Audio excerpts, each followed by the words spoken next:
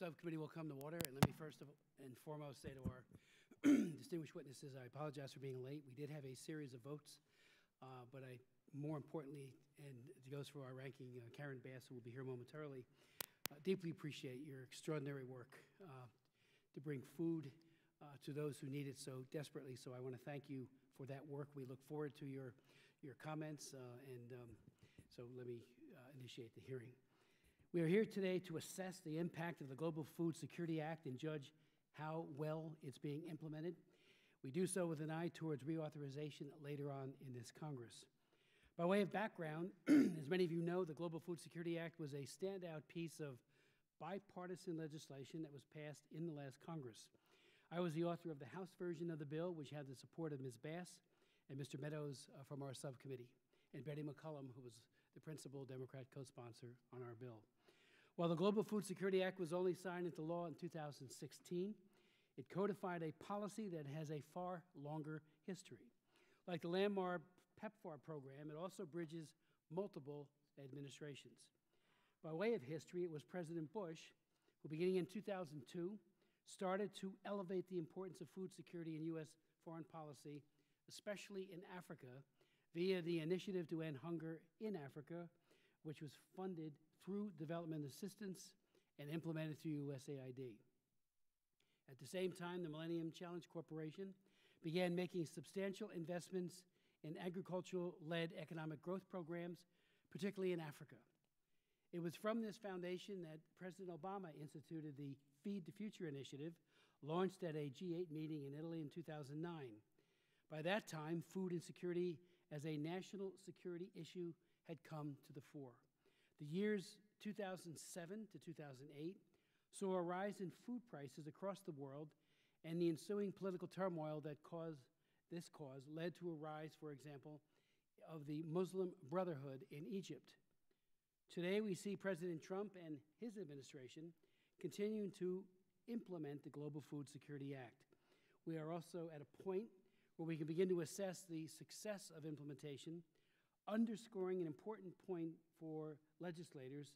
It is never sufficient simply to pass legislation, but Congress has a constitutionally prescribed mandate to make sure that the executive branch faithfully executes the laws that it passes and to find where there might be glitches, gaps, and unmet needs that need to be remedied.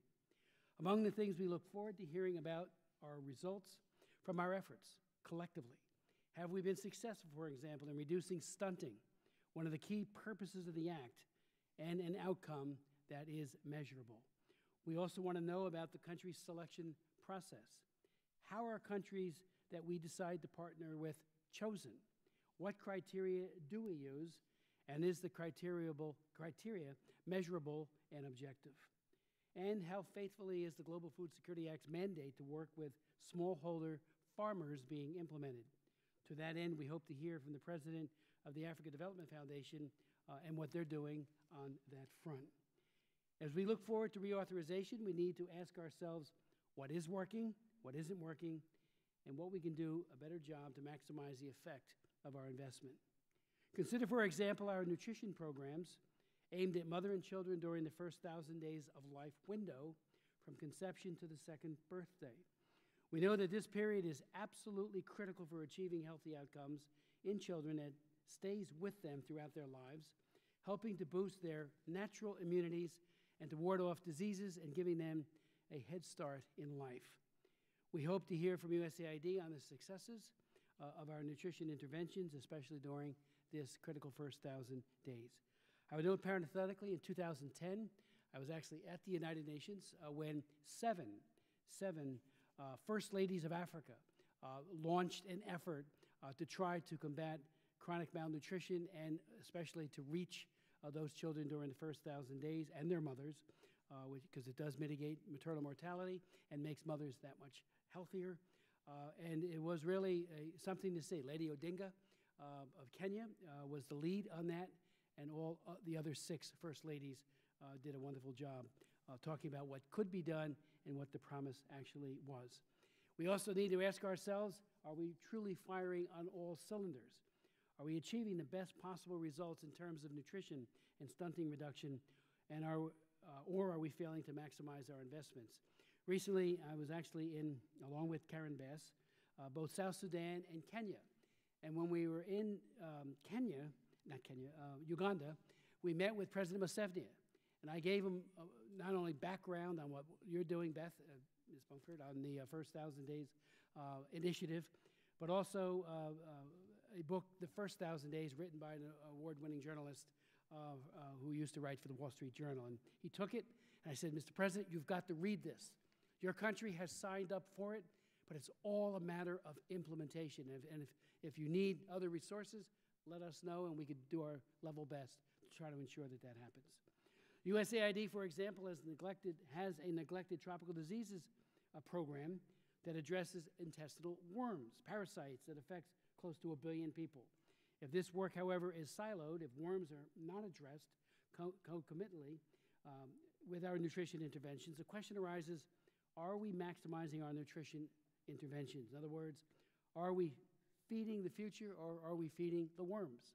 And we do have a bill that has passed out of committee, which I've introduced along with my friend and colleague, Ms. Bass, on neglected tropical diseases. These all work synergistically. Our hope is we can get that over the finish line, but I know that you're doing wonderful work on that as well. It is relatively inexpensive to conduct deworming interventions among affected populations. The gains, however, can be enormous. One recent study on cost effectiveness concluded that deworming's effect is robustly positive, with a weight gain per dollar spent more than 30 times greater than those found in simple school feeding programs. So the empirical data seems to point that every dollar invested goes a long way to making our young people especially healthier. Thus, we need to ask whether we are taking advantage of those synergies in our nutrition efforts by not only including deworming, but also following up on behavior changes like WASH, or water sanitation and health instruction. Sometimes the solution of how to keep reinfestation by worms from happening can be as simple as providing children with a pair of shoes, as worms often enter the body through a foot that can come into contact with infected soil, or making sure vegetables are washed thoroughly and peeled. Today, the question for USAID is whether we are fully utilizing such synergies. Tomorrow, the question for us here in Congress will be what can we do in our reauthorization legislation to ensure that USAID is given the necessary direction and tools to prioritize such synergies. I'd like to yield to my friend and colleague, Mr. Castro, if he has any comments. Okay.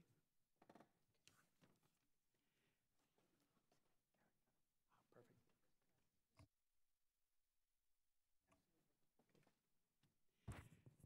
Thank you.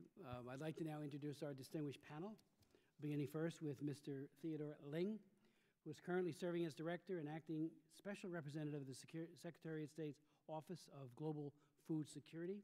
He was previously the Director of the Office of International Conferences in the Bureau of International Organization Affairs. His most recent overseas assignment was political counselor at the U.S. Embassy in Jakarta, Indonesia. He also served in China, Malaysia, as well as in Russia. Without objection, all of your fuller bios will be made a part of the record. We'll then hear from Dr. Beth Dumford, who is the Assistant to the Administrator in USAID's Bureau for Food Security, as well as the Deputy Coordinator for Development for Feed the Future, the U.S. government's Global Hunger and Food Security Initiative. In this dual role, she coordinates implementation of Feed the Future across the U.S. government, oversees in its execution, reports on results, and leads engagement with the external community to ensure that food security remains high on the developmental agenda.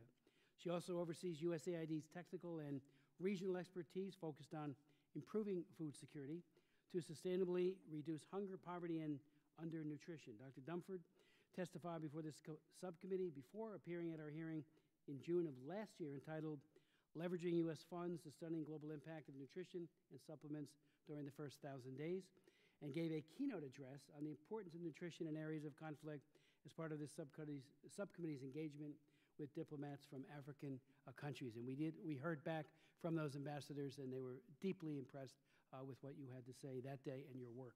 We'll then hear from Mr. C.D. Glynn, the President and CEO of U.S. African Development Foundation, a U.S. government agency dedicated to supporting African-led, African-driven development solutions via financial investments in and local technical assistance to African grassroots communities, and local enterprises.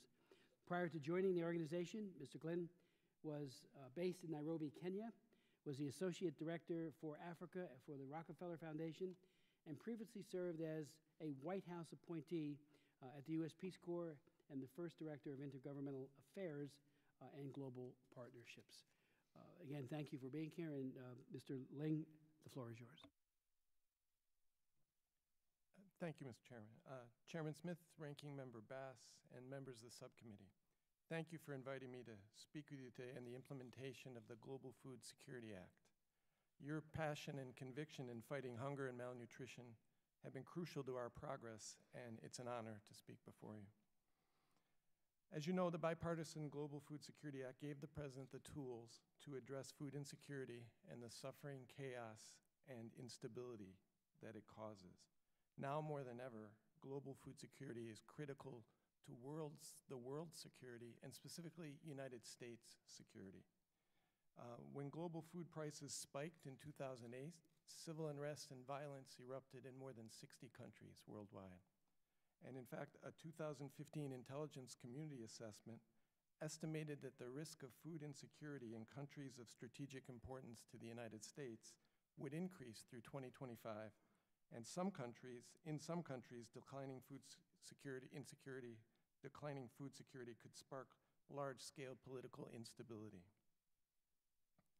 Today, over 80 million people are facing extreme food insecurity, and 20 million people face the threat of famine as a result of man-made crises in Yemen, Nigeria, and South Sudan, all of which are driven by violent conflict, and in Somalia, where conflict is aggravating the effects of a drought.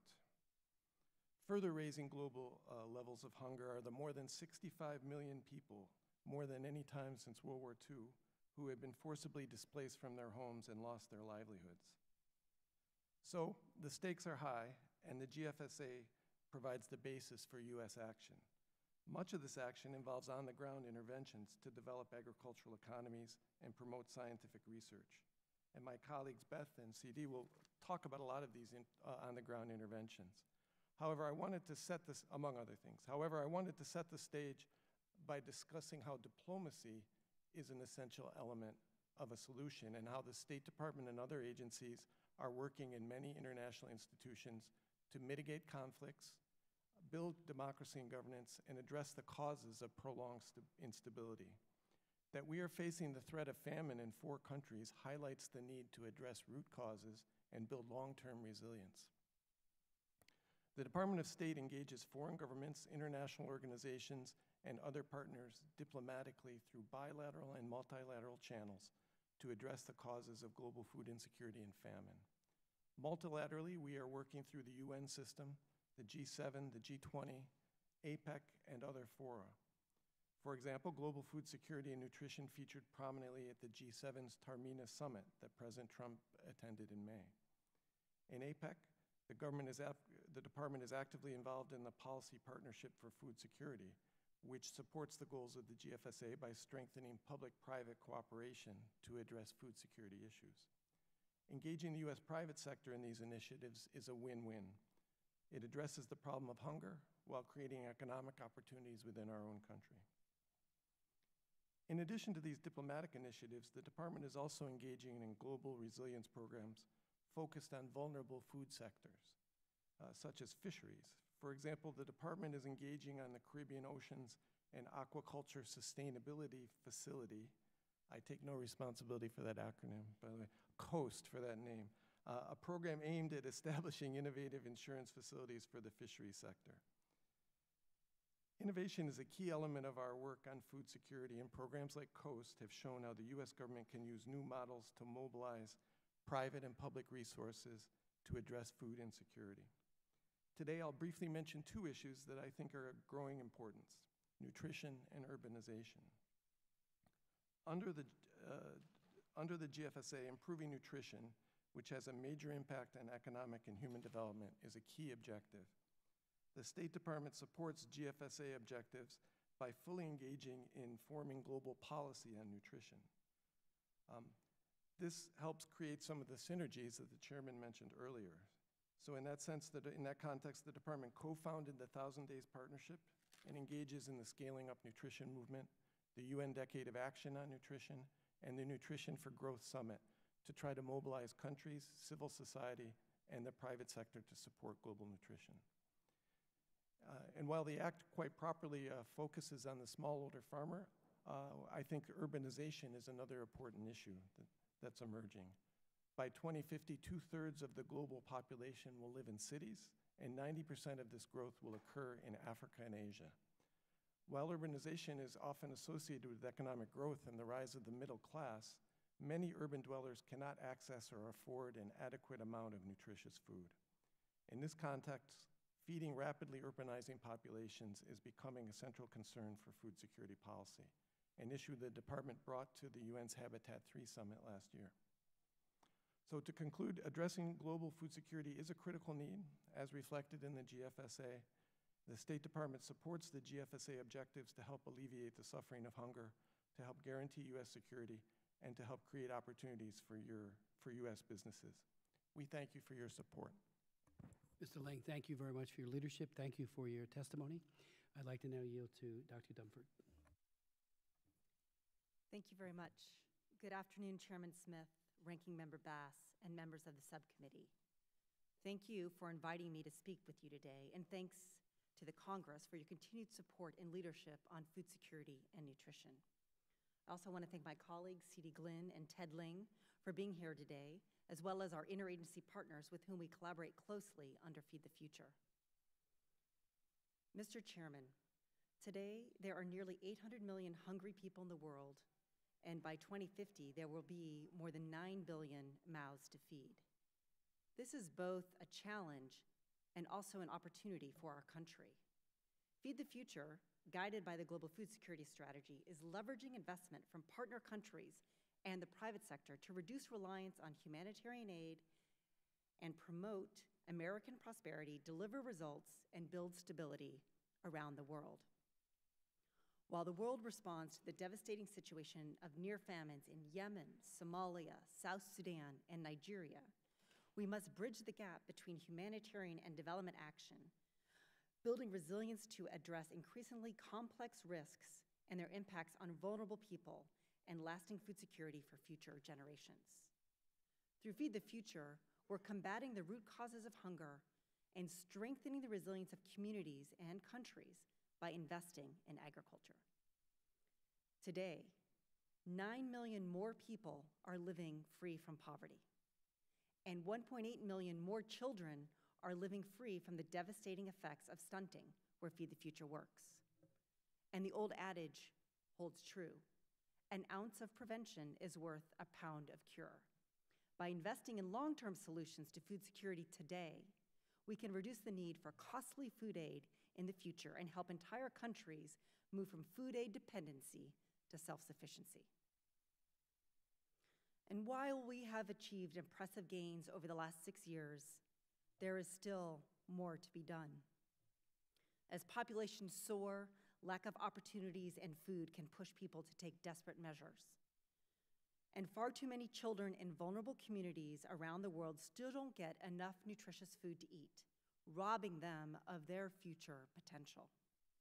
In response, over the last year alone, Feed the Future efforts have reached nearly 27 million children with interventions to improve their nutrition, particularly in the critical 1,000-day window from pregnancy to a child's second birthday. Food security also affords opportunities for America's own economy and prosperity. Feed the Future supports policies that open trade in the agriculture sector, reduce corruption, help U.S. businesses compete and expand into new markets, and increase foreign demand for American products. And as diseases that threaten foreign crops and livestock make their ways to our shores, American farmers and ranchers benefit from the work that we are already doing to combat them through 24 Feed the Future Innovation Labs, which are supported by over 70 top U.S. universities and colleges. I'd like to conclude with an update on how Feed the Future is evolving under the Global Food Security Act. We have worked with the 11 Feed the Future partner agencies and departments to develop a new whole-of-government global food security strategy, along with department and agency-specific implementation plans, incorporating findings from evaluations and consultations. We are identifying target countries where U.S. government investments have the greatest potential to achieve sustainable improvements in food security and nutrition. We've also begun developing a process for creating country plans that outline an evidence-based, whole-of-government approach to achieve our goals in each of the target countries. To strengthen Feed the Future's existing accountability mechanisms, we are upgrading the set of indicators that we use for performance monitoring, and we are developing a new research strategy that will help us improve food security and nutrition in the face of complex and dynamic challenges. Feed the Future has shown that progress is possible. By bringing partners together, the U.S. government has achieved a great deal in lifting families around the world out of poverty and hunger, and this is something every American can be proud of.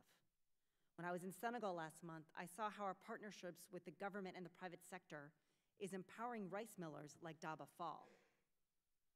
Daba Fall accessed training through Feed the Future that equipped her with the tools, the resources, and the confidence to become an entrepreneur. She is now helping her community break from the cycle of hunger and poverty and feed itself by creating more local jobs. We have an approach that works to break the cycle of hunger and poverty, and we are refining our systems for continual feedback and improvement. We cannot do this without the United States Congress's support, and I want to thank you again for your leadership and commitment on this issue. Dr. Dunford, thank you very much. I'd like to now, Mr. Glenn, if you could testify.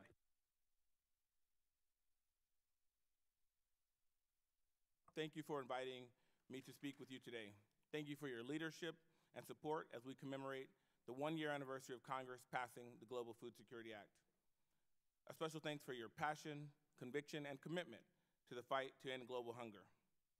I came to USADF, the African Development Foundation, less than 1 year ago, having previously served as a Peace Corps volunteer in South Africa during the presidency of Mandela, so it's a special privilege to testify today on this Mandela Day. I went on to live and work in northern Nigeria, and most recently in Kenya with the Rockefeller Foundation. So I bring a personal and professional commitment to this work. I can't be more honored and more humbled to be leading USADF's efforts at this time in the implementation of the Global Food Security Act. The U.S. African Development Foundation is an independent agency that functions as an alternative to the traditional aid that the United States regularly provides in Africa. Established by Congress in 1980 to encourage self-sufficiency and entrepreneurship amongst poor and vulnerable populations, USADF is a model for doing development differently. With the enactment of GFSA and its implementation over the past year, USADF's catalytic grassroots level support has been amplified through enhanced interagency coordination. Our inclusive, participatory, and community-led efforts are linked to and aligned with country and continental efforts to reduce hunger and alleviate poverty. Our foreign assistance provides underserved communities across Africa a voice and a choice in their economic development priorities. Our community-led work is critical now more than ever as sub-Saharan Africa continues to struggle with record levels of displacement and hunger as a result of conflict and drought, as well as millions who are on the brink of starvation in South Sudan, Somalia, and Nigeria, all countries in which USADF is active. We address hunger and insecurity at the root cause by focusing at the grassroots. Through Feed the Future, as guided by the Global Food Security Strategy, USADF has invested over $36 million in agricultural investments in 9 Feed the Future focused countries in Africa. We have worked with over 180,000 farmers, over half of which who are women, and impacted nearly 1 million people who are living free from hunger. Many entities talk about smallholder farmers. We talk to them. Approximately 70% of our investments are focused on supporting agricultural-led economic growth for smallholder farmers, who represent nearly 70% of Africa's labor force and are the backbones of its economies. Our grants assist hundreds of agricultural cooperatives to develop better enterprise management skills, improve production and distribution capabilities, and access larger markets. For instance, in Turkana, northern Kenya, we've helped communities move from being food aid dependent to self-sufficient food producers and entrepreneurs. USAIDF's purpose, our programs, and our partnerships bring the voices and the choices of smallholder farmers to GFSA implementation. Our purpose is on creating pathways to prosperity for underserved communities, those at the first phase of development, the first mile of development. At USAIDF, we don't talk about the last mile, starting with program design here in Washington, D.C. Our programs start where there are no paved roads. We respond to the needs of communities and catalyze the first mile of development, creating pathways to self-sufficiency and pathways to prosperity. We don't simply make grants, we make a difference and bring about transformational change in the lives of poor and vulnerable people. Our 20-country programs are managed by 100% African staff. Our agility, nimbleness enables us to create catalytic demonstration projects, which serve as a model for locally owned, impactful, and self-sustaining development programs, which deliver results. Utilizing our in-country management and African technical partners, not expats nor contractors, we invest directly in early-stage grassroots enterprises. We provide seed capital and up to $250,000 and local technical assistance. Partnerships with communities, countries, and corporations are important elements of USAIDF's value add to GFSA and broader forward assistance as a whole. In the last 10 years, USAIDF has leveraged approximately $25 million in host country government co-funding and deployed an additional $5.1 million in funds from other U.S. government agencies. We maximize the impact of taxpayer dollars by matching U.S. funds with leveraged co-financing from host country African governments that invest their resources directly into USAIDF programs. In Uganda, the government recently recommitted an additional $5 million over the next 5 years. U.S. corporations such as General Electric and Citigroup also collaborate with USAIDF to leverage our unique capabilities. Last year, with an appropriation of $30 million and 20 country programs, we impacted 250,000 jobs and improved the lives of 1.5 million people. In conclusion, USAIDF's enduring relationship with communities in Africa provides a unique model for African development, giving smallholder farmers a voice and a choice. Our foreign assistance is not a donation, but rather an investment in local lives and local enterprise. We enable the poor to participate in their own development, to enhance opportunities for themselves, and to create pathways to self-sufficiency and prosperity via local enterprise creation. Through the Global Food Security Act, USAIDF transforms the quality of life for millions of people in communities across Africa and strengthens America's leadership in Africa and the world. Thank you. Thank you very much for your testimony and your leadership. Since we do have a number of members from the subcommittee here, I'll ask all of my questions at once, just to expedite. So first, and let me ask Mr. Ling, if you could. Karen Bass and I were actually in South Sudan and Uganda, as I referenced in my opening comments, around the Memorial Day recess. And frankly, we came away deeply concerned about the cuts in funding for the individuals at Bidi Bidi camp, which is one of the largest camps anywhere. And what we learned was that they cut their food assistance available by 50%. Corn and other foods were literally cut in half, and I'm not sure how they subside on such meager resources, because many of the people are already quite thin from the devastating impact of the war and the famine. I did note that you pointed out that in Italy, May 26th to 27th, the G7 had a resolution about mobilizing assistance to address the famine or near famine in Nigeria, Somalia, South Sudan, and Yemen, which is a great statement. Again, the G7 stepping up, and perhaps it would be helpful if you could tell us what that could mean in real terms for these folks who are suffering. I would point out that back in October 20th, 2015, I actually chaired a hearing, and one of many, on the refugees fleeing from the Middle East, mostly, but some from Africa, and even from refugee camps run by the UNHCR and others. And the reason given was very simply that for year over year, the UNHCR would put out a call for funding, and the international community, led by the U.S., but we would not make up the differences that the EU and others failed to provide, would only come up to about 40% of what the appeal was. So in other words, unmet need every year for 5 years, 60%. And that the proximate cause, according to the UNHCR's representative at the hearing, was the 1/3 cut in the World Food Program. And they finally said, we're out of here. They upped, and once the exodus started, a trickle became a mass exodus, mostly into Europe. It seems to me that Europe and all of us could have been much more proactive in making sure that those food security needs were indeed met. So my question would be, again, G7, are we meeting it? As you mentioned, Dr. Dumford, worldwide 81 million people are projected to need emergency food aid, and of course 20 million are at grave risk in these famine countries. So if you could speak to that. Secondly, on the first 1,000 days, Dr. Dumford, and again, I salute you and for the work that you have done for several years on this. It's an outstanding program. How many countries have actually signed up for the program that you lead? And are they being faithful in implementing it? One thing that we said to President Museveni was, thank you for signing up, but more needs to be done because obviously the need is so incredible. And I do appreciate that you had some of those figures for how the number of children with stunting has gone down by 1.8 million.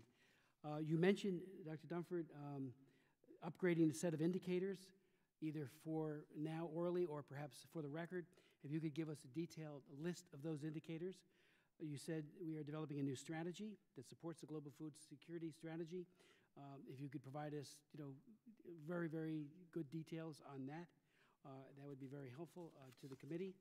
And then, again, looking over your, if you could just speak to the resilience issue, which I think is so extremely important. We had a hearing on in the full committee just the other day on microcredit lending, and one of the biggest takeaways of all, because I wrote 2 laws on microcredit lending. It used to be all about donor support, and now it's a matter of money coming in from deposits from people who now have bank accounts, and the donor support from the governments has greatly been reduced, which means it's becoming self-sustaining, which is a great news story. So if you could speak to that, and how many target countries, if you could just be specific, under the first 1,000 days. I have other questions, but again, out of deference to my colleagues, I'll ask you those first.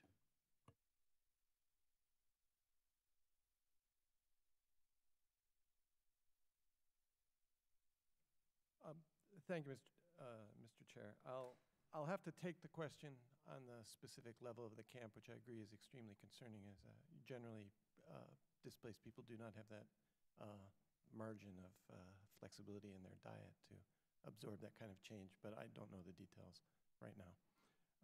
As far as mobilizing the G7 and what it means in real terms, well, the United States has stepped up with an additional contribution in the last few weeks. That will definitely mean much more food on the water on its way to these camps. It's also the G7 declaration, quite frankly, is a good way to get other nations to step up and also match the commitment of the United States, which remains the largest donor in emergency food assistance. Great. Thank you very much for your questions. I'd like to start with talking about microcredit. I think that's a really interesting, really important question, as access to finance is one of the critical obstacles to really families gaining self-sufficiency and improving their livelihoods.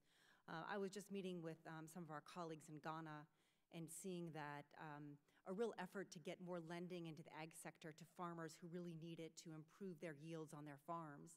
And a bank in Ghana was really searching to do that and very unsuccessful, even though they had loan guarantees helping to defray the increased difficulty of getting loans out to farmers. And what we saw was providing these banks with technical assistance really enabled helping them to better understand farming and what kinds of loans that actually farmers needed in order to get to take these loans, helped this bank go from $4 million to $54 million in loans in just 1 year in the agriculture sector. So I think that's the kind of targeted technical assistance that we're talking about, not necessarily our funds being loaned, but us making sure that financial institutions have the capabilities and the wherewithal to get money out to farmers. So we're seeing a lot of success in that front. On resilience, I think this is an area where we've really elevated resilience in the new global food security strategy to a strategic objective. And in the strategy that we submitted to Congress on October 1st, you can see more details on that. Ethiopia is an area where we've really seen our resilience strategy play out. In 2016, we recognize that the situation is deteriorating in Ethiopia, but in 2016, we saw that a very, very devastating drought was hitting the lowlands of Ethiopia. Communities and families that had been receiving comprehensive resilience and food security assistance over a number of years provided by USAID were able to maintain their food security status with only a 4% drop in that status, whereas families outside of those areas without that assistance had a precipitous 30% decline. And so I think that's the type of investment that we'd like to see more of over the long term in order to really mitigate against these recurrent shocks. If you could, for the record, if not now, the number of countries, how well they're doing Right. in terms of response. Okay, so I think we have, in the first phase of Feed the Future, we had 19 focus countries. Right now, we're undergoing in the final stages of doing country selection for the target countries under the Global Food Security Act. We used 6 criteria in order to identify those countries. One of them is country commitment, really demonstrating that countries are invested in food security and nutrition, that they're committed to putting the right types of policies in place in order to really be true partners and leaders on taking our efforts in food security and nutrition going forward. Thank you. Ms. Bess. Thank you, Mr. Chair. Appreciate it. I don't know if in your opening comments you mentioned the Washington Post today, but they have an editorial talking about the famines. A question for Dr. Dunford and Mr. Ling. I wanted to ask you about Somaliland. Actually, representatives from Somaliland came and met with me a couple of weeks ago and were concerned that with the attention on Somalia, that Somaliland is not, the issue there is not being addressed, and they have said that 80% of their livestock has been wiped out. Also in Ethiopia, there was a presentation yesterday at the Council on Foreign Affairs about Ethiopia, and I wanted to know if any of our assistance, and it's not targeted to those countries, but I wanted to know if you could comment about that. Either one of you. So on the emergency food assistance, I have other colleagues at USAID that manage those programs, and we'll Right. get back to you with more specifics on where our assistance is going, our emergency assistance. I can talk about our longer-term development assistance in agriculture and nutrition. We are, of course, we have an extensive program in Ethiopia, and I think I put on the table some of the results we're seeing in terms of the ability of families to mitigate and manage through these shocks when they've had comprehensive resilience interventions. In Somalia, Somaliland, we're seeing that we're able to also invest in longer-term development issues and seeing good results with our value chain projects, focusing mainly on livestock and horticulture. And I can get you more information on that as well. Thank you. Thank you. Appreciate that. Mr. Ling, did you want to comment?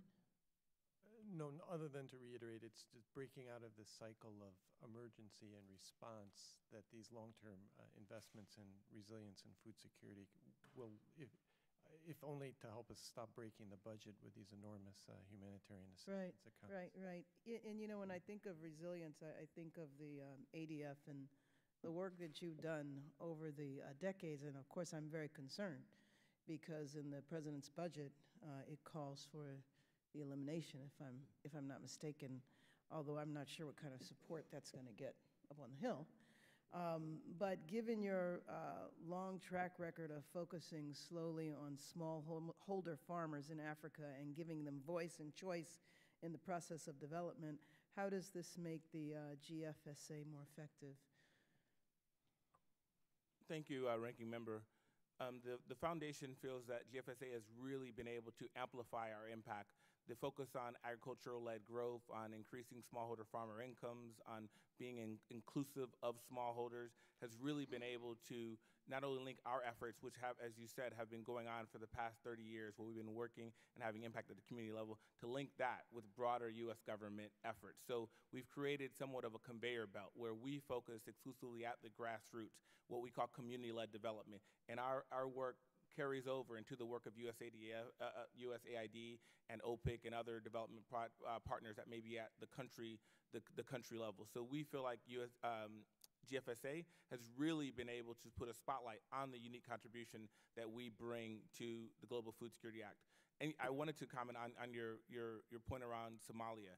Somalia is a country that since 2011 we have concentrated a lot of our programming on, especially as it relates to not only to smallholder agriculture, but to youth employment. In Somalia or Somaliland, or both? Both. We're operating in five regions of Somalia, Somaliland, Puntland, and the other territories. And we've been able to focus exclusively on looking at youth engagement, not only in agriculture, but in job creation and job placement. And so youth unemployment is also a challenge that Somalia and Somaliland faces, and we've been at the forefront of ensuring that they are included in the growth and opportunities and the peace and stability of Somalia. You know, I really think that there needs to be more attention to ADF, because to me, the way we go about foreign aid a lot of times, where we are providing services versus trying to build up the capacity of people on the ground, you know, the essence of Feed the Future to me and Power Africa is really the work that you do. And I think it needs to be lifted up, you know, and illustrated more, so that it's not just about us, and I'm saying this to my colleagues on both sides of the aisle, but, you know, when we look at sustainability and all of that, it's not just about us giving away money or programs, but it's really about raising the capacity so our dollars aren't needed in the long run. Of course, they're certainly needed right now, but I don't think that a lot of people are fully aware of the type of programming that you do. I wanted to know, in that regard, how do you measure the success of your programs, and how do you ensure sustainability of the efforts after funding? So if you give a grant somewhere, you know, how long does that last, and how do you make the strategic decision as to where you go next? Thank you for the question, Ranking Member. We select our grantees and our groups that we provide grant financing to based upon a success metric. We actually design the program with success in mind, and we also measure for success. We try to be efficient, effective, and have a serious return. So with our grants, we focus on capacity building grants as well as growth-oriented grants, building the capacity of grassroots community organizations to be able to have organizational capacity strengthened, and to be able to really be an operating small enterprise. And then we also fund at the level of expanding their enterprise, giving them market access and greater market linkages. Ultimate success for us, as you articulate, is that our funding is catalytic. Mm-hmm. It's a jump start, but those groups are on a pathway to self-sufficiency, so that we have played an important part in starting them or establishing them or giving them a helping hand, but it's a handoff because they go on to get follow-on financing from others. That's essential to our development model. And I can say over 3/4 of our grants that are designed for growth are sustainable after our funding, and we have intentionality to link them to follow-on funding.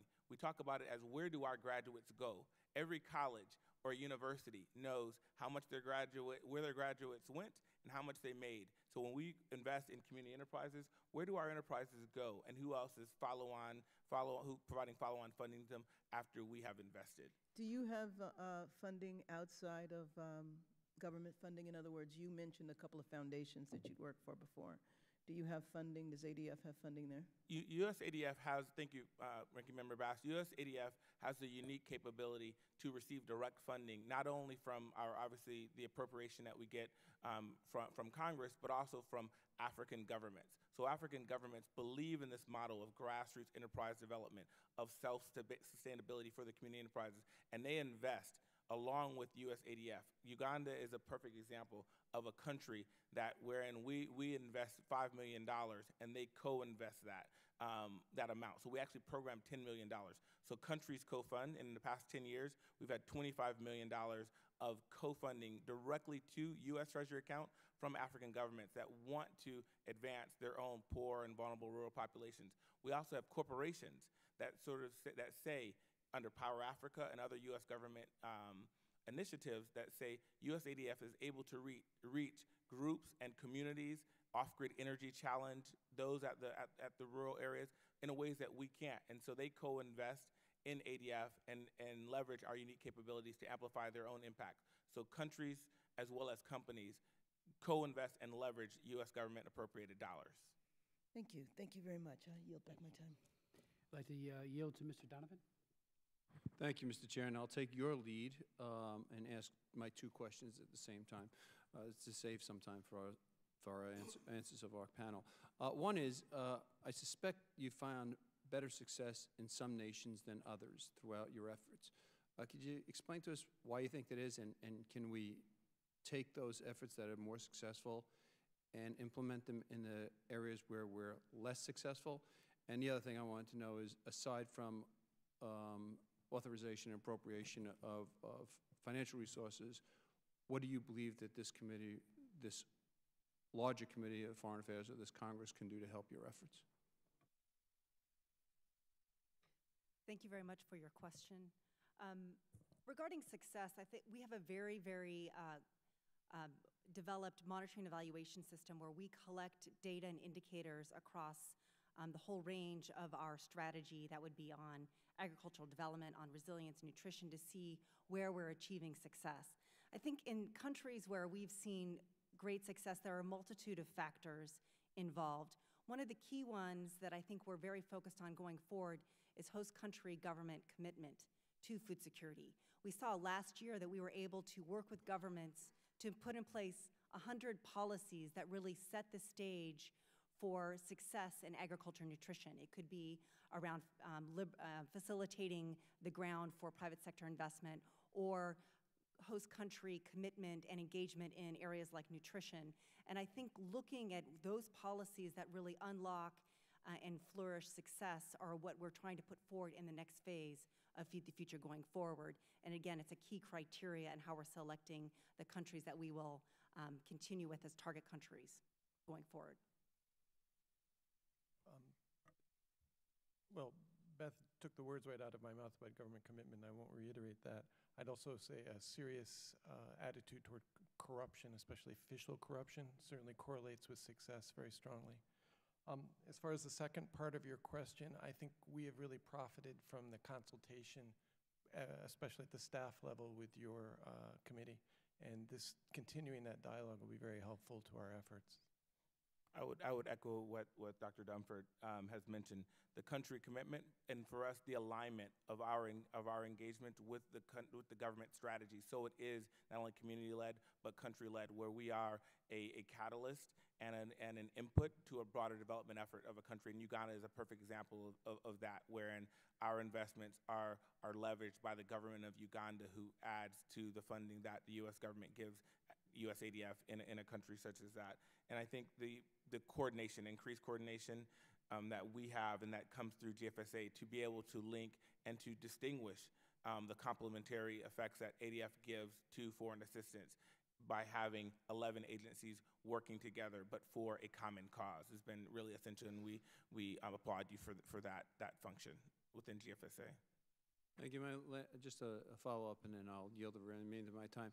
Our State Department using any leverage for those countries whose governments are corrupt, aren't cooperating with your efforts?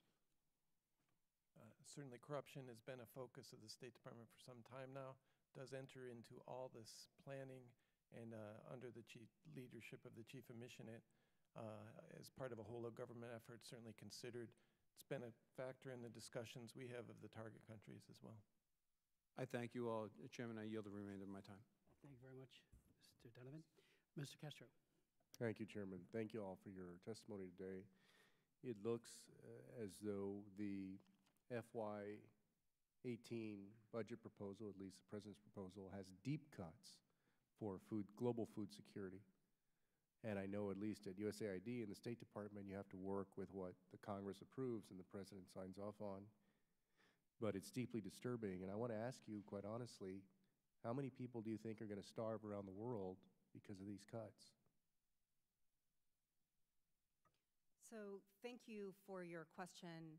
I think that USAID is committed to continuing our efforts in food security, and I think as development practitioners, we're constantly forced to make difficult decisions, difficult trade-offs with resources that are available. The problem is immense, as you say. We're really committed to using every dollar that Congress provides to achieve maximum impact, and really working with our partners, donor partners, also leveraging funds from governments and from private sector to address this monumental challenge. Yeah, I agree with Beth. Our task is to maximize the effectiveness of the money that we have to work with, and we will do that with our greatest effort. The administration is committed to addressing global food insecurity. We saw it at the G20, saw it at the G7, and we've seen it in recent work in the famine. Within the level of budget set by the Congress and the President, we will do everything we can. So, as my colleague said, USADF will be efficient and effective with whatever budget we're allocated and appropriated by Congress and the President. In FY16, we were appropriated $30 million. We impacted 250,000 lives and 1.5 million people. With less, there will be impacts on lives in the communities and the countries that we operate. Thank you. And previously, Secretary of Defense Mattis stated that, quote, climate change is impacting stability in areas of the world where our troops are operating today, unquote. As climate change leads to increasing droughts, famines, and natural disasters, how will the Global Food Security Act supported efforts address these concerns? How does a lowered budget request align with the realities of climate change? So thank you very much for that question. Looking at weather and how it impacts food security, we invest a lot in research to come up with new technologies that really are adapted to weather patterns and pests. We have, through sustained investment over many years, helped come up with the drought-tolerant maize, which is now being used among 6 million farmers in sub-Saharan Africa, mostly in southern Africa. In 2016, when they experienced a significant drought, you saw that yields could be up to 40% higher for those farmers that were using this drought-tolerant maize. That's the kind of investment that we have been making that's very, very important for weather-related events, and that we will continue to make as we go forward.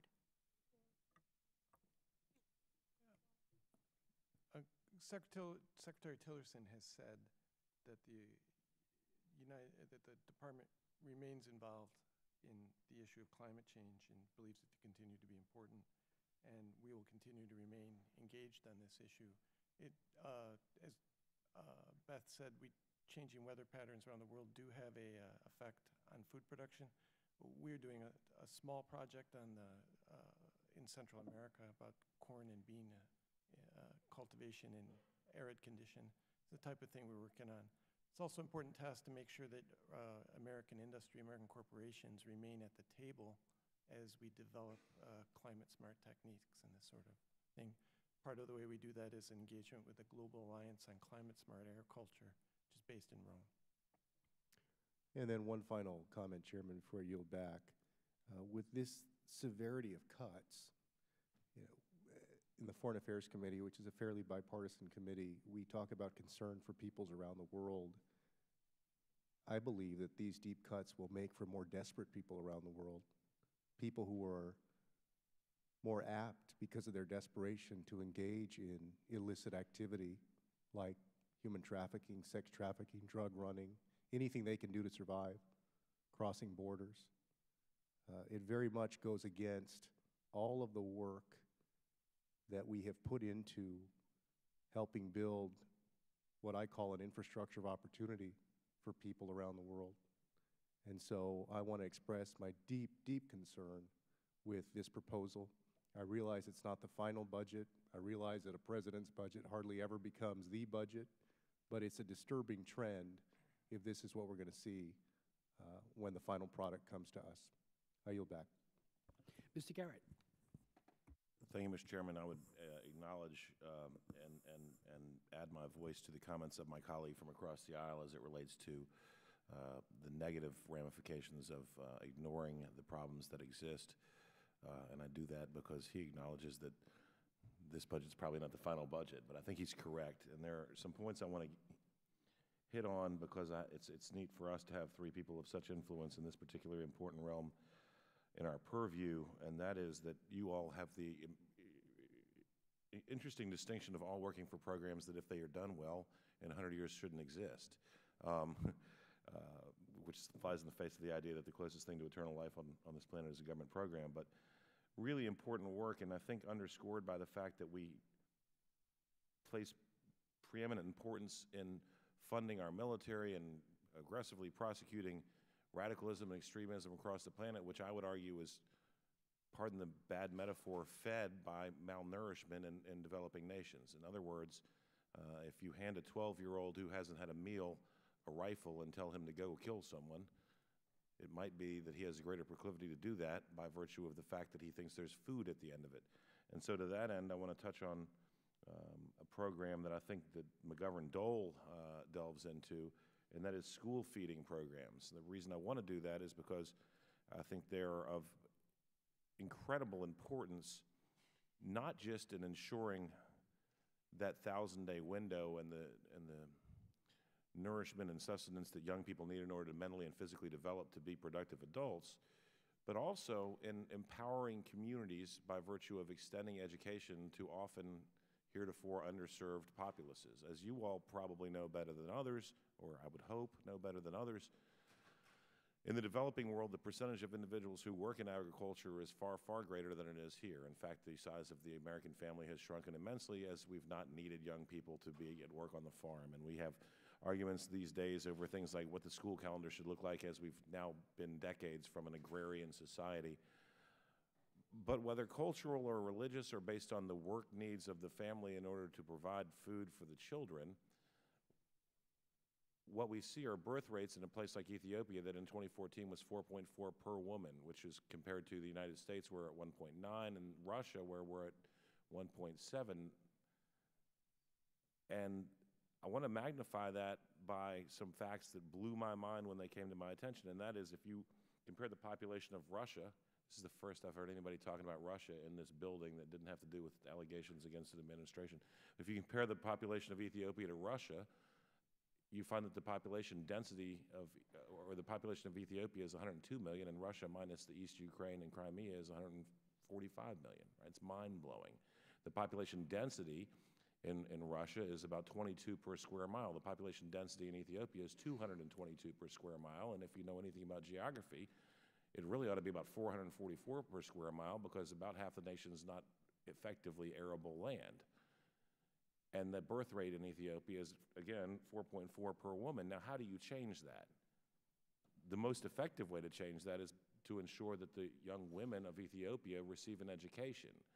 The ancillary benefit is that when these young women receive an education and we extend microloans and opportunities to them, we see more businesses start up. As we see more businesses start up, we see a smaller percentage of the population relying on an agrarian lifestyle. As we see a smaller percentage of the population relying on an agrarian lifestyle, we tend to see strives forward in quality of life. And as we see striving forward in the quality of life, we see what I think is fundamental to our job here, and that is opportunity, right? And the ability to define success within sort of in a Jeffersonian construct, what you wish to do, so long as it doesn't harm another. So are you looking, long build up for a short question, are we looking at programs that work, and are we thinking in the macro, in the long term, rather than the micro? To be very cliche, are we teaching folks to fish as opposed to giving them fish? And further, to follow up, is there any discussion, and I hope there is, as to the long-term benefits aside from simply tackling malnutrition problems and getting young ladies, young women into schools in areas where heretofore they hadn't been, but beyond that to the stemming, I would argue, of the tendency to be radicalized how many dollars we spend today to help people have opportunity and eat versus how many dollars we spend tomorrow to build bombs and bullets that we'd rather not use. Are those sorts of conversations being had? And I'll open the floor. We'll just go in order from my left to right. That's you, sir. I'm not. I would say Mr. Lang, but I don't want to pronounce your name wrong. See, I pronounced it wrong. So those conversations are being had, and this obviously not a simple topic. I don't think you can draw a straight line equation that vulnerable communities equal radicalization, but there's no doubt that freedom from want is one of our best tools against radicalization. Right, and I'm going to interrupt for a second, and Dr. Dunford and Mr. Glenn, I'm going to get to you guys.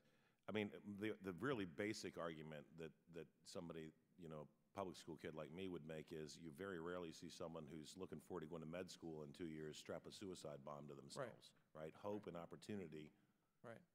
And the aspirational reality that you might achieve a goal removes desperation, and where your next meal is coming from that's real desperation, right? I'm on a diet, right? But I know at some point I'm going to eat. So, anyway, go ahead. And those are baked into our projects now. And I think I think it's important that although we hear a lot of grim statistics and we face a very important task, there is hope. I've been lucky enough to spend 9 years of my career in Indonesia. Indonesia is a country that, with a non-coercive family planning program, was able to bring and issues that don't involve contraception, but education and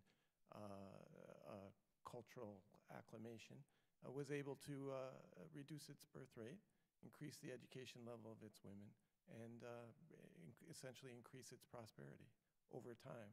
So, and a lot of that was done with USAID and MCC assistance. So we do have the tools, and we are trying to implement them in the way. We sometimes face very hard, objective, practical problems, but there is hope, and we can do it. I'm sure Beth has more to. Thank you very much for your question. It's a very important one.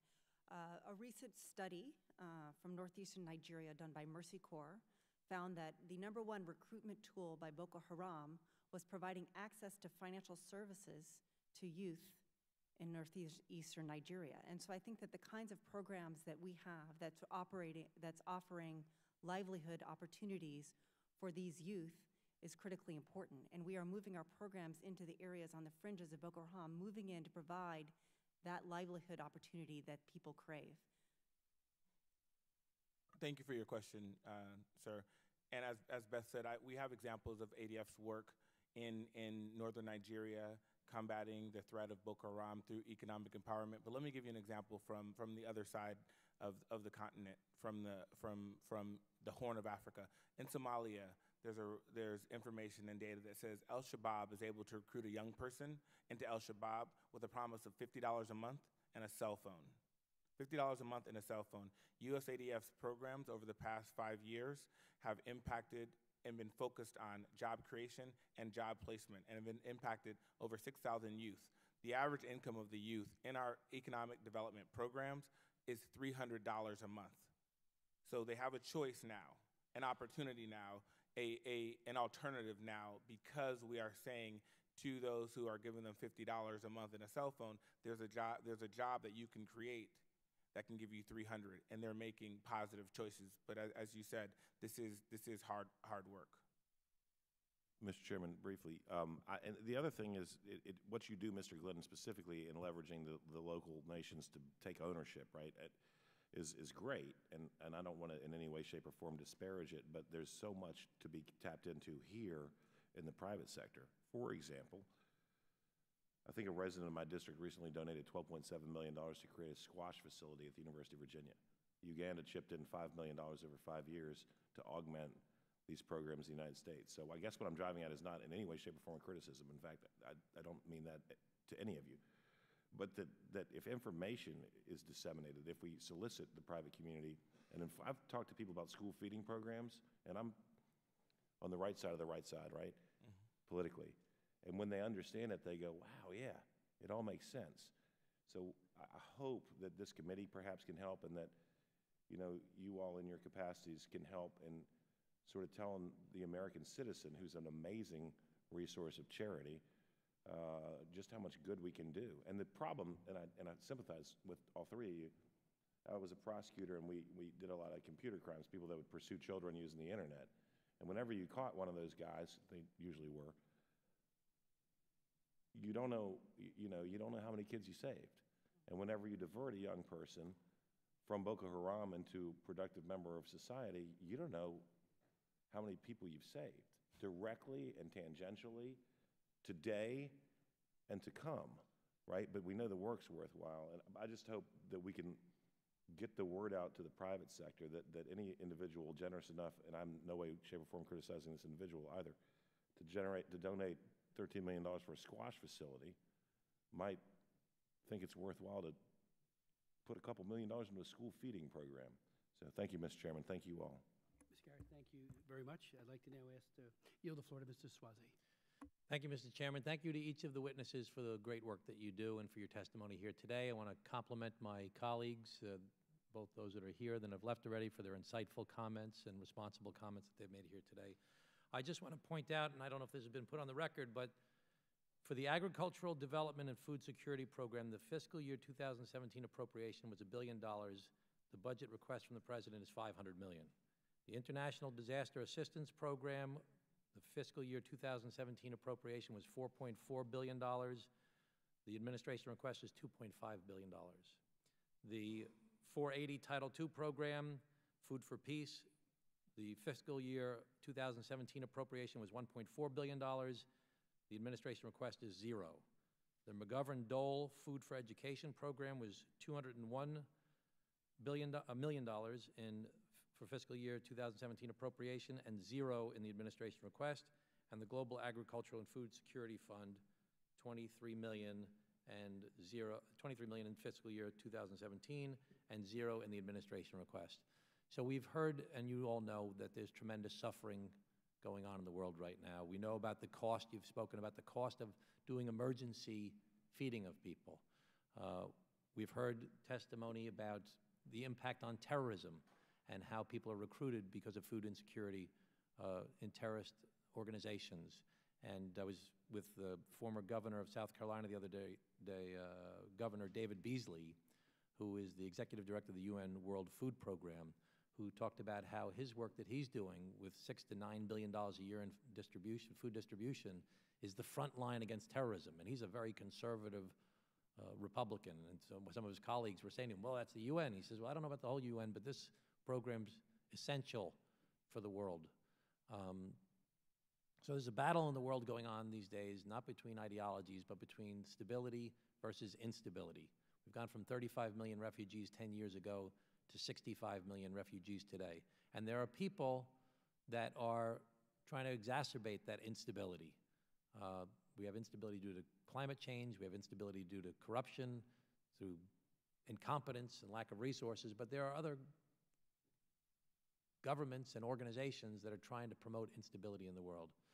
And the work that you're doing is to try and bring stability. You're on the front line of that battle between stability and instability. And I just would like each of you to please tell me one example of what you think is an example, and you have to put it in plain English terms for all of us, of a great example of success, of something that you've been involved with. It doesn't have to be, in the past year. The past year would be great.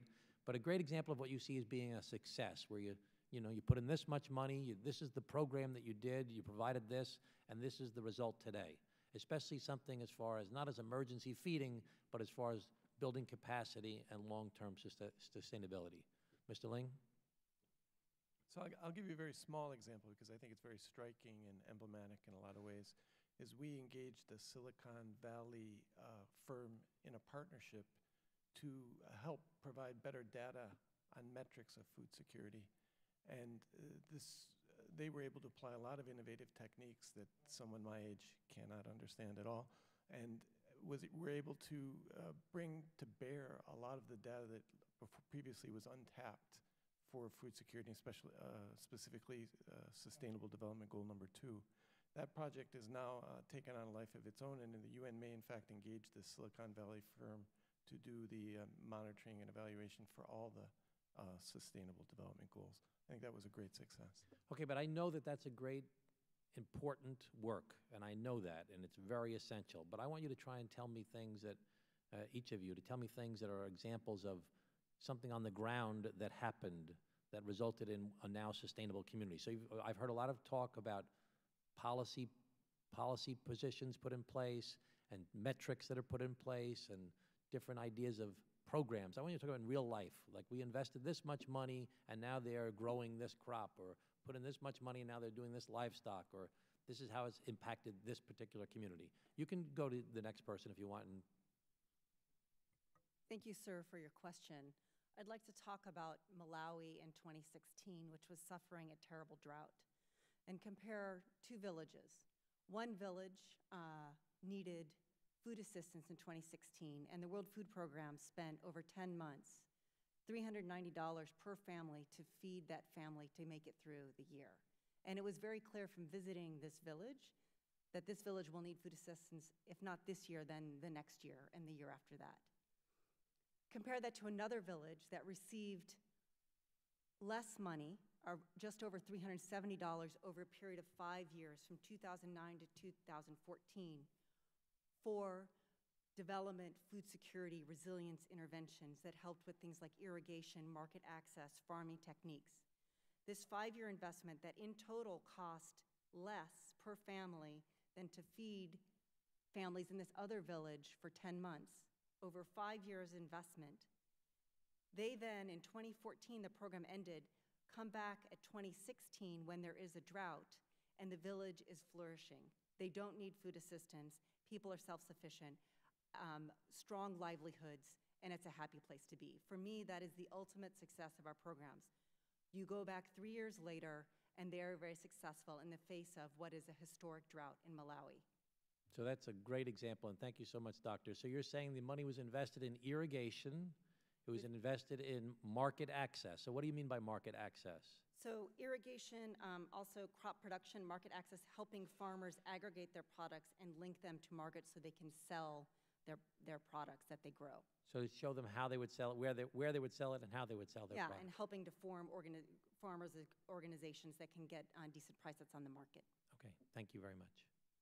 Thank you, sir, for your question. And your interest is exactly why USADF exists, for direct grassroots investments into local enterprise to not only help them increase their sustainability, but for them to grow. A perfect example of that is a cooperative in Liberia, a women's cooperative, Belegay. These are a group of women who were forced to leave the country during civil war in Liberia, returned back as widows. They formed themselves into a cooperative more so from a social reason. You know, women and the rice was sort of what they had in common. They applied for a grant to USADF funding, a grant of under $250,000. We gave them a grant to increase their farming practices, to upgrade their farming practice, to become more registered and to be a viable business unit, a farmer producer organization, and then also to be able to have processing equipment. They were growing and then milling rice and selling that rice. Then Ebola hits. The resilience that they got from having the operational assistance and support through the USADF grant, and their ability to not only survive, but to withstand the shocks that came through Ebola and then to thrive after. In Ebola, this group actually still turned a profit. Today, sir, that group is selling to the World Food Program, which you referenced. They're selling rice, and they're also buying and processing palm oil. This is a women's widowed cooperative that now is a viable business unit, and they have survived and adapted and thrived in the face of stresses that some they could perceive and some they would have never been able to perceive. But that is an example of what USADF does all over the continent in 20 countries. Cooperative after cooperative. Last year, we invested in over 500. So I can give you 500 individual resilience but enterprise development stories. And that's what our appropriation from Congress does. It impacts people directly. So in that particular instance of Liberia, the money was invested in buying the milling equipment as well as the training and technical assistance they need to increase their agricultural practices. So they got equipment, they got training, they had some level of market access, and the market was the World Food Program that has specific quality, quantity, and specific standards that they needed to be trained on. So example of a training would be that they use that grant money and they hire somebody to come in and show them how to run a cooperative? Correct, sir. And that person is going to be, in our grant funding, is going to be a local Liberian technical assistance training provider. So the money is also still generated in the country. Okay, I'm in no position to give you advice, but I think it's very important when telling people your wonderful stories and important stories to tell specific examples of putting a human face on things. We took this money, we bought this piece of equipment, we hired this person to train them, we helped them form this organization, we introduced them to the marketplace, specific examples of things, because it puts a human face on these very desperate circumstances. So thank you so much for your life's work, and we're very grateful to you, and we'll do everything we can to help you. Thank you. Thank you. Thank you, Mr. Wazay. Just a final question, couple final questions, and again, thank you for your patience with the delay we had at the outset of the hearing because of votes. The Appropriations Subcommittee, led by Hal Rogers, last week marked up the subcommittee draft, and tomorrow will be the full committee. And I think it should not go unnoticed that of the funds appropriated under Title II of this act, not less than $1,600,000 should be made available to carry out the provisions of the Global Food Security Act of 2016, Public Law 114-195, of which not less than $60 million shall be made available to feed the future innovation labs. That is the exact amount authorized by the Global Food Security Act. And I have to say, I've been here 37 years, authorization levels are almost never met, and to say not less than shows, I think, on the part of our friends on the Appropriations Committee, led by Hal Rogers, a very deep commitment to this initiative. So I think that should, so what was sent up originally, I've never seen a budget that was not radically altered, starting with Ronald Reagan. I would note that even under President Obama, and I remember because I raised it here in this subcommittee, despite the fact that I'm taking a lead on neglected tropical diseases, I believe passionately in trying to expand our resources, President Obama sent up a 20% cut in neglected tropical diseases. He did the same thing for TB, and we know we've had multiple hearings on this subcommittee on that as well. Mark Dybel even testified, as did others from the Global Fund, on the importance of staying focused on tuberculosis, particularly multi-drug resistance. That too had a 20% cut. Congress took the recommendation that came from the Obama administration, as it did and is doing right now from the Trump administration, and said, thank you, we'll try to meet some of these goals in a different way with more resources. So I'm happy to say, and I want to express my gratitude to Hal Rogers for being so responsive, and his staff and his subcommittee to this. And we have a ways to go, obviously. The bill hasn't passed the House yet, hasn't passed the Senate, but I think it's a good marker that there is a deep commitment to global food security in general and to the Act and its provisions in particular. Let me also just point out and ask you, if I could, Dr. Dunford, on page, whatever page this was, you said, first, we further elevated nutrition and are seeking to better integrate water, sanitation, and hygiene into our efforts to better nourish women and children, continuing our focus on the first 1,000 days. Perhaps you could elaborate on how you're doing that. I think it's tremendous, and it shows, integrating these important, they're all interrelated, and you're doing it, so thank you for that. I would ask Mr. Glenn, if you could, you talked about in South Sudan, you have 4 U.S. ADF Sustainable Ag programs worth a total of $670,000, and that they are mitigating the effects of famine.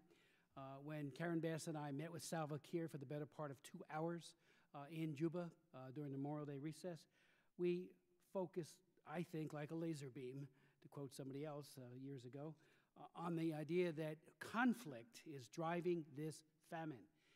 We also pointed out repeatedly that 84 humanitarian aid workers, many of them indigenous South Sudanese, have been killed, and that's worse than the ISIS atrocities in terms of humanitarian workers. It's the worst in the world, and that's since December of 2013. Perhaps, Mr. Glenn, you could tell us about your personnel. How well have they fared, and maybe elaborate on that program.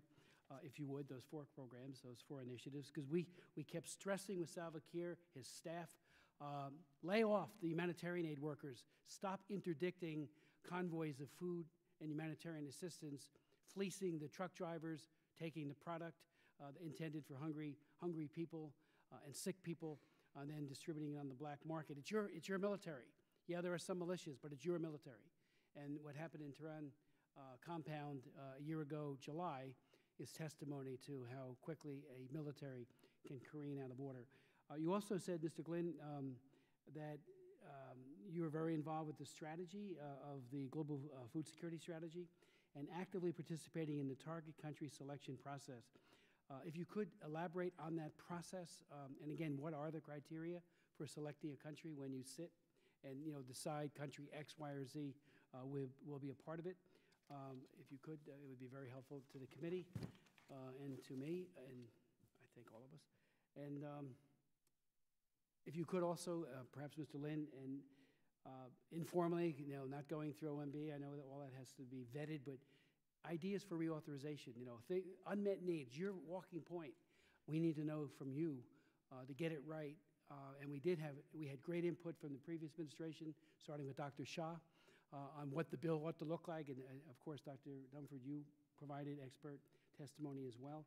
So we got it right. I think we did at the end of the day. So any thoughts you might have on that now, or perhaps for the record, so as we go through the process? The best reauthorizations, I believe, are those that take a year or more, because you just keep vetting every provision, testing it with the stakeholders, with the administration, to try to get it right. And so I want to ask you for that. And of course, Dr. Dunford, you as well, if you could answer that. I do have a few other questions, but I will submit it for the record. I do have one more for Dr. Ling. Food on the water on its way, the most efficient way to deliver emergency aid. Is there an analysis about how best to get the delivery of those foodstuffs to the people, like how much more it costs to take it over longer distances? And of course, that reduces the impact of every dollar. So if you could, Mr. Glenn, if you could be in. Thank you, Mr. Chairman, for the questions. As it relates to South Sudan, it is an important country that we've been operating in since 2011. Our operating model being, as we sort of say, African-led and managed, meaning that our program team on the ground are South Sudanese. Our team is very inclusive of a multitude of ethnicities and different people from representing different tribes. So we've been able to continue operations throughout the crisis that currently exists. We work at that community level, so we think it's important to include all voices. Our focus on enterprise creation to lead to poverty alleviation has been critical in that we are supporting agricultural enterprises that are actually growing food in the midst of the famine. One example is an initiative that we have, one of our grants, where 60 lead farmers are now training 4,000 smallholder farmer families, and they are in the maize value chain. They're growing and processing maize, and now have used their own profits in the midst of the famine, sir, to sell to and to create a local bakery that is able to provide bread for those with need, if you will. So South Sudan is an important country for us, and our focus around the enterprise creation during the midst of the famine is leading to food security and moving groups from food aid dependency to self-sufficiency. As it relates to the global food security strategy, we're proud to be one of the 11 implementing agencies. I can say on a personal note, Dr. Dunford, as a friend, her whole style, sir, is inclusive and has been able to allow USADF to have a seat at the table, not only here in Washington, but most importantly in the countries where we operate. As we develop the country strategies and USADF looks at our investments, the regions in which we operate, the levels and the groups that we're going to support, how do those roll up to broader global food security strategy objectives? So it's been a very inclusive process, and we've been able to have a seat at the table. If I could, on the strategy criteria, could you elaborate on each of those points? I think there's 6 of them. Dr. No. Glenn, or? Yes, I defer to Dr. Dunford. Okay. Thank you, sir, for your question on country selection. Our 6 strategies, 6 criteria that we submitted with the Global Food Security Strategy on selecting target countries would be need, opportunity for ag-led growth, opportunities for regional synergies, opportunities for partnerships, host country government commitment to food security and nutrition, and U.S. government resource availability. So those were the 6 criteria that we are using to finalize our country selection going forward. And that other question, if you Yes, and I wanted to talk about linkages. I thank you so much for raising that question. It's a very, very important one. We are working so that our food security efforts are linked to other efforts in the broader development, USAID. For PEPFAR, it really doesn't do any good to give someone antiretroviral drugs if they don't have food to eat, if they don't have nutritious food to eat, and then again, if they're drinking dirty water. And I really also like we want to make sure that we're feeding the people and not the worms. I think deworming is very, very important to couple with all of this to be sure that our people that we're working with are well nourished. And locating those activities in the same communities and targeting the same people is one of the ways in which we do that. We have a lot of overlap in countries that we work with and really work to further synergize those efforts in regional areas. Mr. Chairman, if I may, I wanted to complement that response. Our work with the Global Food Security Act 100% complements also our work with Electrify Africa and links to our work with AGOA. As we look at a smallholder agricultural cooperative that now has access to off-grid energy, whether it be solar irrigation or whether it be solar-powered maize mills, that increases their level of productivity and leads to agricultural-led growth. That, coupled with their ability to find markets, enables them to then feed into the African Growth and Opportunity Act. So we look at the synergies between GFSA, Electrify Africa, and AGOA in almost all of our investments, where possible. I apologize. It's saying food on the water is semi-metaphorical. Certainly our colleagues at USAID do work on disaster assistance. They look at a wide variety, local procurement, as well as U.S. Shipments from the United States. I will say they are among the hardest working of all of us. You can call their office almost any time, night or day, and they are working because they understand the responsibility they have to keep people from starving. One last point. I do hope, especially with the G7 statement, that if there needs to be a bridge for food security to those who are suffering, it was really difficult to, and I know Karen had the same takeaway, to see so many people who were famished and emaciated being told that and they didn't complain because they were happy that they were in a camp. This is BDBD I'm talking about, but they were having their foodstuffs cut in half. And again, I know we're the leading donor, and it's great that we're trying to get others to provide significantly more. But whatever can be done on the shorter term, my hope would be that would be done on an emergency level. Anything else you'd like to add before we close? I did. Any ideas for legislation? Of course, you could convey that to us through the record or privately, but I think we need to know what we missed. What you have found that needs to be incorporated, and we will have additional hearings going in the future on that as well, so we get it right. And it shows authorizing levels do matter. Some people, we just passed a reauthorization of the Trafficking Victims Protection Act, and there were some people who thought, why put an authorizing number in there that's above the appropriated level? Because we do believe, based on input and years of experience, that number is justified, but if my reading of the plain text from Hal Rogers is correct, he hit it right on the nose with the authorized level and said not less than, which is cause for additional hope and expectation that if it's needed, more money will be provided or allocated here. So, yes, Dr. Mr. Chairman, we greatly appreciate the bicameral and bipartisan support for the Global Food Security Act, and we look forward to continuing to work in partnership and close collaboration with Congress as we implement the act going forward. The increased accountability and oversight that is in the act enables a more in-depth dialogue on specific results, and I think we welcome that conversation. Thank you. I want to thank you. Oh, yes. Sir. No, just, Mr. Chairman, just the inclusion and the emphasis on smallholder farmers as it relates to global food security is something that is appreciated by USAID, but that's something that's so important for Africa and its development. So that's something that we wanted to continue to champion. Well, thank you. Thank you so much for your leadership and for being here today. The hearing is adjourned.